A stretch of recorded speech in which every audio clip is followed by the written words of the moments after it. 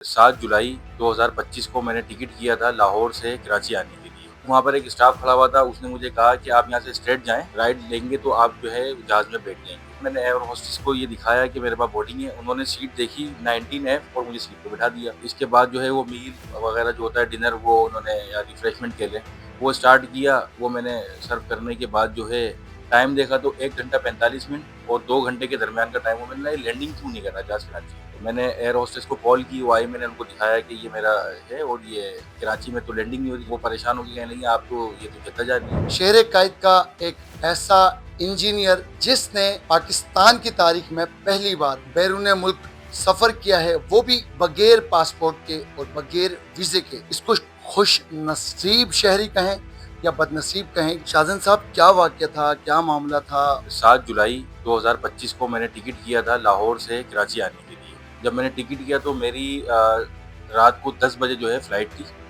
और जब मैं एयरपोर्ट पहुंचा हूँ 9 बजे का टाइम था। मैंने वहाँ से बोर्डिंग लिया है, बोर्डिंग पास मेरा ये है जो मैंने वहाँ से बोर्डिंग लिया है। बोर्डिंग लेने के बाद वहाँ पर सिनेरियो ये था कि डोमेस्टिक जो लॉन्च होता है उसके अंदर जो है इंटरनेशनल जो परवाज़ है जद्दा की, वो दोनों तैयारे एक साथ लगे हुए और दोनों की टाइमिंग 10 बजे की थी। तो पीछे कॉरिडोर खोल दिया था उन्होंने, वहाँ से इंटरनेशनल वाले भी लोग आए थे जिन्होंने जद्दा जाना था और मैं वहाँ से निकला हूँ जहाँ से डोमेस्टिक है, तो हम मर्ज हो गए। इसके बाद वहाँ पर एक स्टाफ खड़ा हुआ था, उसने मुझे कहा कि आप यहाँ से स्ट्रेट जाएँ और लेफ्ट राइट लेंगे तो आप जो है जहाज़ में बैठ जाएँगे।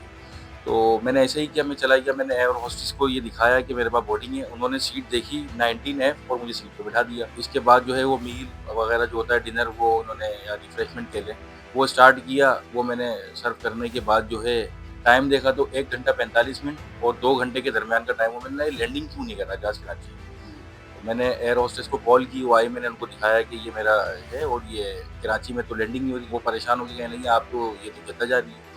तो मैंने बोला ये तो बड़ा मसला हो गया। तो उस टाइम पे मैंने ये सोचा कि शायद मैंने 10-15 साल के लिए अब जो है सऊदीया में ही रहूँगा, मुझे वो अरेस्ट कर लेंगे।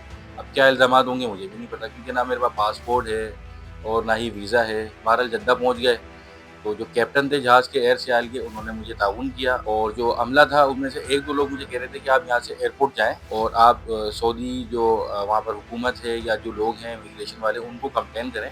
मैंने बोला मैं जहाज़ से नहीं जाऊँगा। वहाँ पर कस्टम वाले आ गए, जब जहाज़ खाली हो जाता है तो वो चेक करने आते हैं। उन्होंने मुझे देखा, फिर उन्होंने पुलिस को कॉल करी, वहाँ पर बुलाई, तो पुलिस ने मुझे अपने ज़ेर हिरासत लिया। तफ्तीश हुई, मेरी सर्चिंग हुई, बॉडी सर्च की, सारी चीज़ें करी, तो उनको यकीन आ गया कि यार ये ऐसा बंदा नहीं। फिर उन्होंने मुझसे बोला आपका पासपोर्ट मिला? वो मेरे पास है नहीं। बोला आपका बैग? मैंने बोला वो कराची के अंदर है।